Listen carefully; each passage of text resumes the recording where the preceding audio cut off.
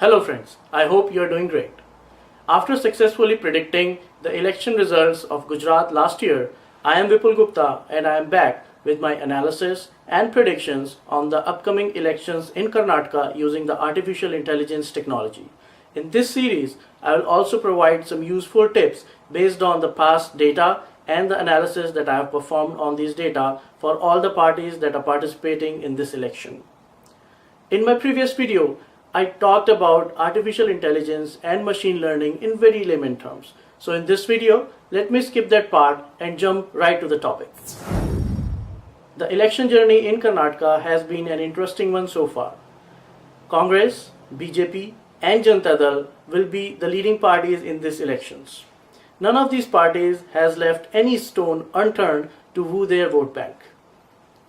Minority appeasements, freebies and mudslinging are now commonplace. Multiple events have happened in the past which have had varied impact on the popularity and acceptability of the leading parties in the public domain. Let's look at one such observation. In this observation, I have tried to plot multiple events that were made by the ruling Congress party in the past few months and how they were received in the public domain. Think of it as impact rating.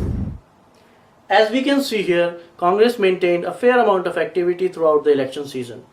It also gained a bit of the ground by the minority appeasement. Some movement in the Gauri Lankesh case also helped them get some momentum, specifically when the alleged criminals had direct or indirect links with some hardliner groups. One thing that I would like to call out here is this. Congress' decision to give minority status to the Lingayat community of the northern Karnataka. I specifically marked it in red. This decision reminds me of a famous incident from Mahabharata. Karn had a power from Indra that could have turned the tide of the whole war, but he could use it once and only once. A situation was created such that he got to use it, but not at the most perfect time and not at the most perfect target. Though this was a helpful step for the Congress party and the Lingayat community in Karnataka, it will expose a serious vulnerability in their campaign in the national championships next year. If marketed well by any opposition or any partner parties, it could seriously hurt Rahul Gandhi's prospects for the title run next year. If I look at the available data, this decision was not necessary for this election because Congress was already leading in the state. This is a perfect example where right data and right analytics could have helped them make a better and a more informed decision. Well, moving on. In this analytics, we can see that when the competition is more, Congress vote share will not be impacted. Janata Dal will gain. In fact, it may take a bite from BJP's vote share. In Karnataka, though Congress and BJP will lead the fight, Janata Dal and the independents will also make an impact. In fact, Janata Dal will have an opportunity to be the kingmaker in Karnataka. Aam Aadmi Party, who is also contesting the elections this year in Karnataka, will be able to shave off some votes from the others without making any significant dent, specifically when their star campaigners are out of the picture this time. Janata Dal will put up a similar show as last time. Congress will lose some ground and BJP will gain around 12% more vote share this year. Finally, as per our calculations, Congress will take the lead by getting 37% of the vote share. It will be followed closely by BJP, which will get 34% of the votes, and Janata Dal, which will get 21% votes.